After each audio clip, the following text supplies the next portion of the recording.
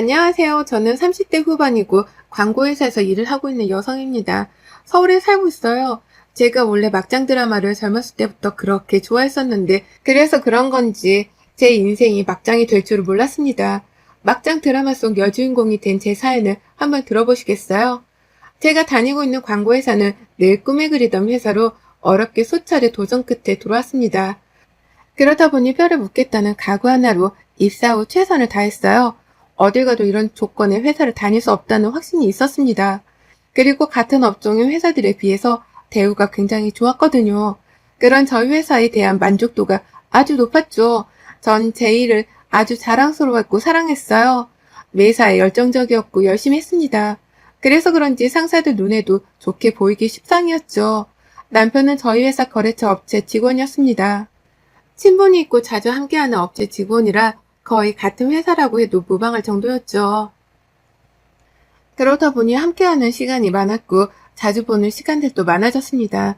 일이 바쁠 땐 야근도 잦은 편이라 긴 야근 끝에 술 한잔은 딱 하고 마무리를 할 때도 많았고 그렇다 보니 서로 편히 대하며 친분을 쌓기도 했어요. 이런 자리를 이어갈수록 남편은 저에 대한 호감을 대놓고 표현했고 저는 그런 남편이 싫지는 않았지만 공적으로 엮인 관계라 사적으로는 얽히는 인게 달갑진 않아서 선을 그었습니다. 그치만 남편은 이후에도 적극적으로 저를 소개해달라고 대놓고 대시를 했고 여러 차례 거부를 하던 끝에 에라 모르겠다 하는 심정으로 소개를 받았어요. 그렇게 정식으로 소개를 받고 사적으로 따로 만나게 되었죠. 늘 회사 업무로만 보던 남편과 사적으로 둘만 만나니까 기분이 묘했고 또 재밌었습니다. 저희는 사적으로 여러 번 만나면서 결국 연인으로 발전했지만 회사 사람들에게는 그냥 친하게 지내기로 했다고만 말하고 비밀 연애를 했어요. 연애를 한다는 사실을 굳이 밝히며 공개 연애를 해서 좋을 건 없으니 말이죠.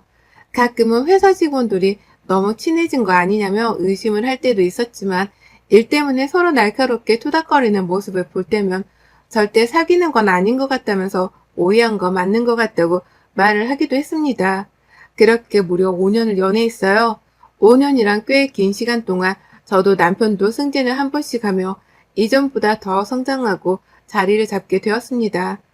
저희는 결혼이라는 꿈을 함께 키우며 돈도 열심히 모았고 앞으로의 날들을 더 안정적이고 행복하게 살기 위해 나름의 준비를 하며 연애를 했어요.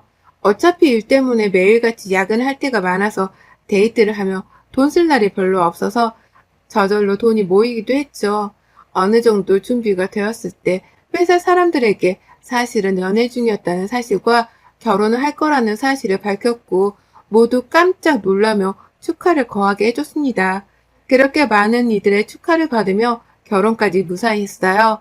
조금 좋았던 건 다른 회사여도 거래업체라 내내 붙어서 야근할 때가 많다 보니까 함께 있는 시간이 많아서 야근을 해도 눈치가 안 보인다는 게 좋았습니다.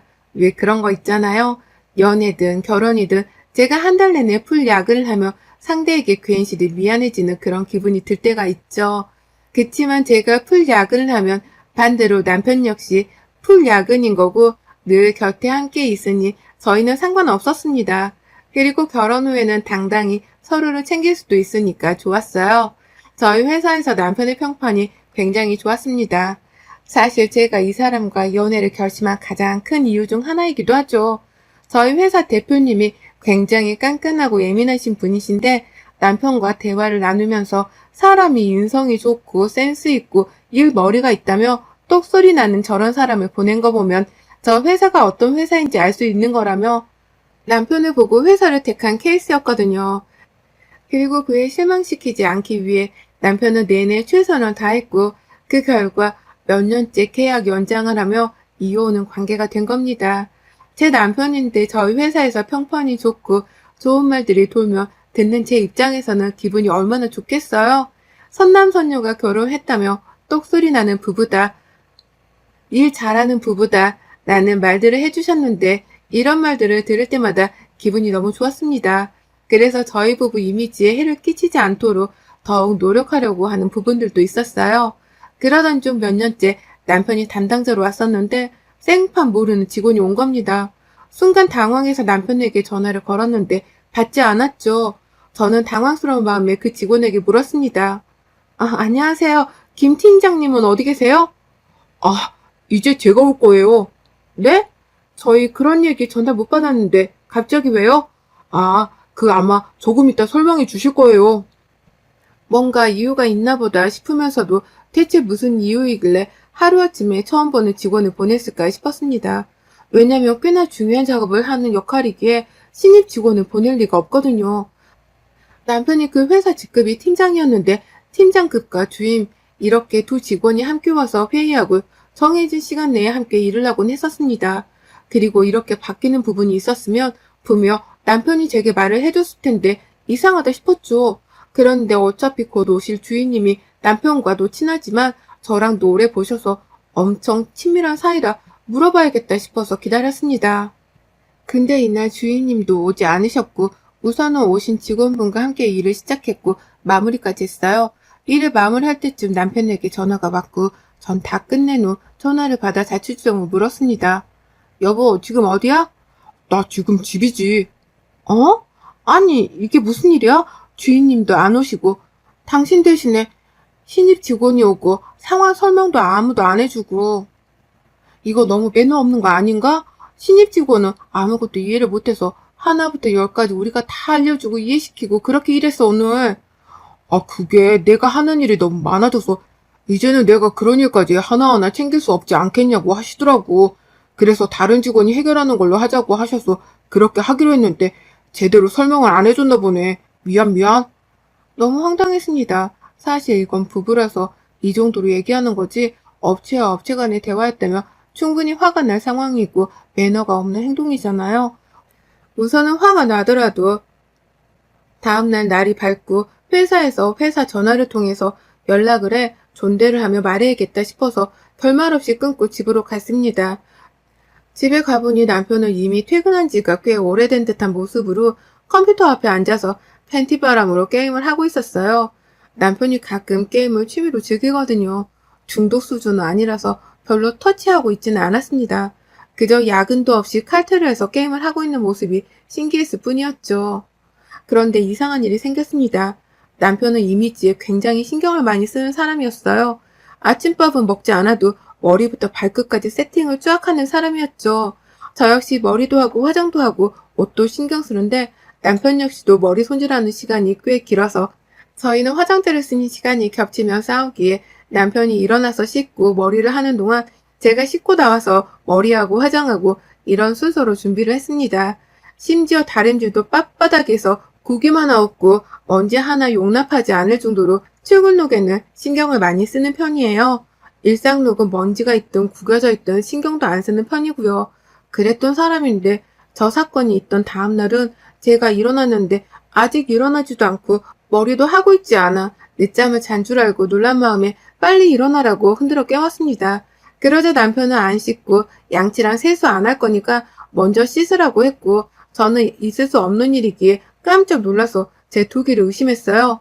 몇 번을 되물었지만 그렇게 할 거라고 머리하기 귀찮다고 하는 남편의 말에 알겠다고는 했지만 깜짝 놀랐습니다. 결국 씻고 나와 준비를 하는데 그때서야 일어나서 대충 세수와 양치만 하고 대충대충 옷도 입고 부지런도 안 떠는 모습에 놀랐어요.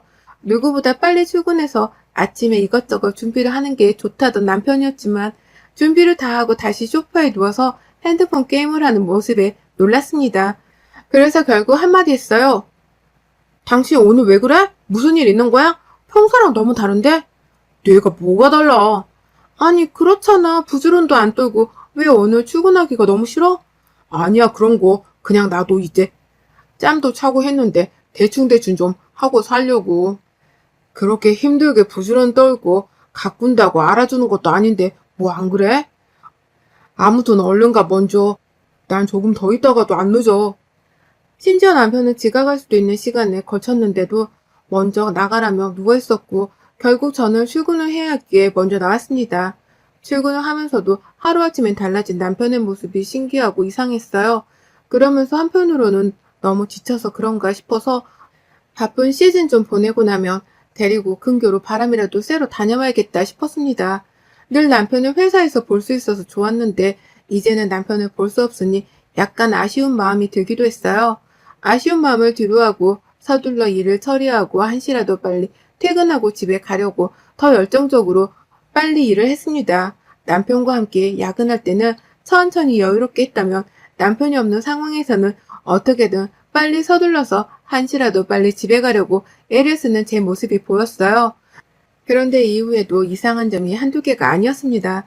집안 살림을 제가 하기에 눈에 보이는 것들이 있는데 아침에 두고 간 것들과 다르게 놓여진 것들이 한두 개가 아니었고 심지어는 냉장고에 넣어둔 반찬통의 위치들도 다 제각각으로 달라져 있었죠. 섬뜩하면서도 이유가 뭐지 싶었습니다. 결정적인 건 쓰레기통을 비우면서 보니까 분명 아침에 없던 쓰레기들인데 그새 잔뜩 쌓여있기도 했어요. 집중해서 하나씩 이상한 것들을 찾기 시작하니 끝도 없이 쏟아졌습니다. 남편이 분명 달라졌고 저에게 뭔가를 숨기는 듯 했는데 대놓고 물어보면 절대 말을 해줄 것 같지는 않았어요. 그래서 그 이유를 어느 정도는 감을 잡아야 했습니다. 그러던 중 시댁에 가야 하는 일이 있어서 홀로 다녀왔어요. 남편은 일 때문에 갈 수가 없었습니다. 오랜만에 시댁에 갔으니 안부 인사로도 드리는 김에 혹여나 시모는 뭘 알까 싶어서 남편에 대해 얘기를 물어보며 슬쩍 떠봤어요. 어머님, 요즘 아범이 너무 피곤하다는 말 안 해요? 왜 피곤해하니? 보약을 지어줄까? 돈을 많이 번다고 다가 아닌데 지 건강을 챙겨야지. 아유, 보약을 지어다 먹여야겠네. 걔가 요즘 돈 버는 재미에 빠져서 뭐가 안 보여서 그래. 돈 버는 재미에 빠지긴 했죠. 그래, 아주 똑똑했어. 너는 아주 남편 잘 만난 거야. 똑똑한 게 멀쩡히 다니던 회사 하루아침에 박차고 나오더니 그렇게 돈 벌 줄 누가 알았냐고. 안 그러냐? 시무를 떠본 결과 남편이 회사를 그만두고 뭔가를 통해 고액을 벌고 있음을 알 수 있었습니다. 그래서 전 시모에게 솔직히 말했어요. 어머님, 저 몰랐어요. 아범 회사 그만뒀어요? 솔직히 말씀해주세요. 무슨 일로 돈 버는 거예요, 대체? 뭐? 너 그럼 지금 맞장구 친 게 감히 시애미를 가지고 논 거냐? 싸가지 없이 내가 네 친구냐?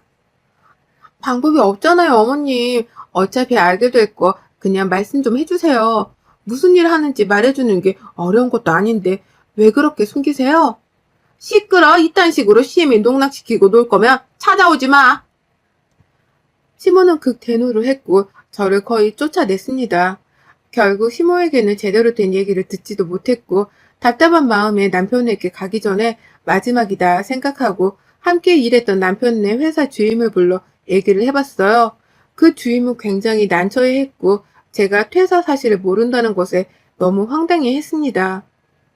대체 왜 대리님은 왜 모르시는지 모르겠네요. 근데 아무리 그래도 본인에게 직접 듣는 게 맞다고 생각해요. 제가 이러쿵저러쿵 말하기는 입장이 난처하죠. 그건 그렇죠. 미안해요. 난감한 부탁해서. 아는 척을 하지 않을 테니 말해줄 수 없을까요? 대체 뭔지 미리 알고 대책을 세우려고 해요. 아무것도 모르는 무방비 상태로 들으면 대책도 못 세우니까. 그런데 대리님, 솔직히 말씀드리면 정확한 퇴사 사유는 저희도 몰라요.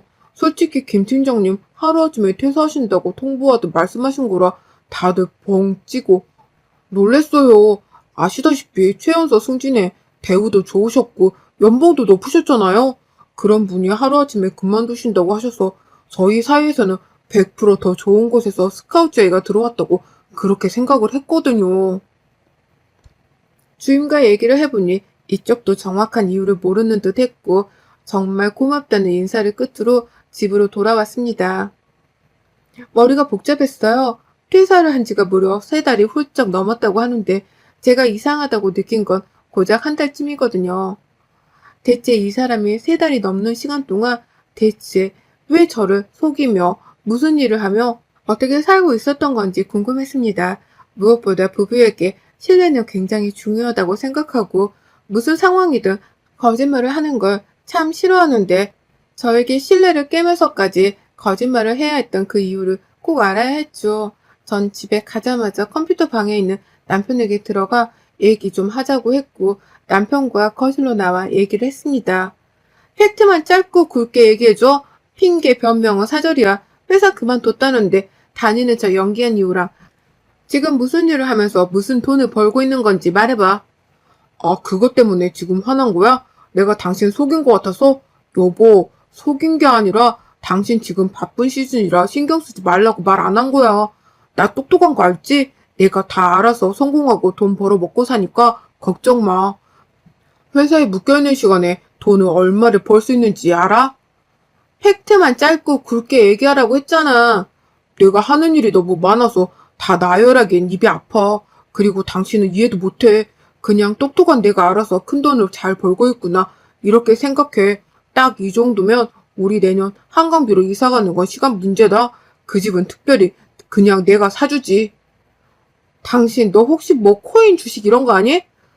비슷하지? 미쳤나 봐. 멀쩡히 다니던 회사 때려치고 한다는 게 겨우 그거라고? 지금 그게 자랑이니? 앞으로 얼마나 더 벌어먹을 수 있을 것 같냐? 제발 정신 좀 차려. 왜 그래? 그렇게 대우해주는 곳이 어딨다고 그 좋은 곳을 박차고 나와서 한다는 게 고작 이거야? 차라리 가게를 차려서 당신 사업을 하던가. 이렇게 잔소리를 하고 있는데 남편은 핸드폰을 만지작거리며 제 말을 듣지도 않았습니다. 너무 화가 났는데 그때 친정엄마께 전화가 와서 어쩔 수 없이 진정하고 받았어요. 엄마. 재은아, 김서방 요즘 잘 나간다며. 세상에, 아무리 그래도 그렇지. 용돈으로 무슨 500만 원을 보내고 그러냐? 뭐라고? 500만 원을 보냈어, 지금? 그래, 500만 원. 뭐야, 너 몰랐어? 말했던 것 같다. 자주 못 와서 미안하다고. 꼭 맛있는 거 많이 드시고 건강하셔야 한다고 넉넉히 쓰시라고 주더라. 세상에 이런 사이가 어딨냐. 50만 원도 고마울 판에. 남편은 뭔가 압박을 하듯 저희 친정엄마께 대화 도중에 500만 원을 용돈이라고 송금했고 카톡으로 일하고 있어 통화는 못해 카톡을 보낸다며 능청스럽게 긴 장문의 카톡을 남기며 용돈을 보냈습니다. 그러면 저에게 전화를 하길 유도하듯 오랜만에 집사람과도 통화 한 통 하며 모녀지가 따뜻한 시간 보내시라고 하는 거예요. 참 야근 사람이구나를 이때 느꼈습니다. 처음에는 단순히 저에게 거짓말하는 게 너무 화가 났는데 이날 대화를 하면서 생각보다 너무하는 행동이 못된 사람이라는 게 느껴져서 충격적이었어요. 이날 저는 당장 그만하라는 입장이고 남편은 네가 뭔데 내가 알아서 한다는 입장으로 미친 듯이 싸웠습니다. 최초로 정말 야 너의 욕까지 써가며 싸웠어요. 그리고 다음날 바로 시모는 저희 집에 제 퇴근 시간에 맞춰 찾아왔고 남편은 컴퓨터 방에서 문을 활짝 열고 제가 욕먹는 걸 듣고만 있었습니다. 야, 너 내가 경고했지? 아무렴 네 대가리가 똑똑하겠냐? 우리 아들 머리가 똑똑하겠냐? 위에 탈렸다고 다 똑같은 머리인 줄 알아? 넌 대가리, 우리 아들은 머리야. 무슨 차이인 줄 알겠어? 제발 입 닥치고 가만히나 있어. 그래야 콩고물이라도 쳐받아 먹지. 어머님, 아닌 건 아닌 거예요. 물론 돈 많이 딸 수야 있겠죠. 그런데 반대로 잃을 수 있다는 생각을 왜 못하세요? 그러다 손해액이 감당할 수 없을 정도면 어쩌려고 그러시는데요, 대체. 2년이 끝까지 저주를 퍼붓네? 너 처맞고 싶어? 옛날 성격 나오게 하네, 진짜. 교양 있게 좀 살아보려고 했더니, 아오씨, 우리 호준이는 어려서부터 똑소리 나던 영재였어요, 영재. 걔가 하는 거면 뭐든 다 성공이었다고. 그니까 제발 냅두라고. 돈 투자를 많이 해야 많이 따서 내가 5천을 투자해줬는데 하루에 1,000씩 주더라. 이거 보면 모르겠어? 좋으시겠네요. 알아서들 하세요. 시문을 뺨을 치려고 손까지 확 올렸다가 치지는 않고 내렸어요. 이쯤 되니까 뭔가 빠른 손절이 필요할 것 같았습니다. 왠지 단순히 코인과 주식을 하는 것 같지 않았어요. 만약 코인과 주식을 하는 거라면 왜 저렇게까지 필사적으로 숨기고 보여주지도 않겠습니까? 결국 전 이 사람이 뭘 하는지 알아내고 싶은 마음에 잠들었을 때 핸드폰도 뒤지고 컴퓨터도 몰래 뒤지고 검색 기록도 보고 다 해본 결과 도박을 하고 있다는 거 알아냈습니다. 그리고 주식에 코인도 하고 있는 건 사실이었어요. 한마디로 할 수 있는 건 다 하고 있었고 미친 거죠.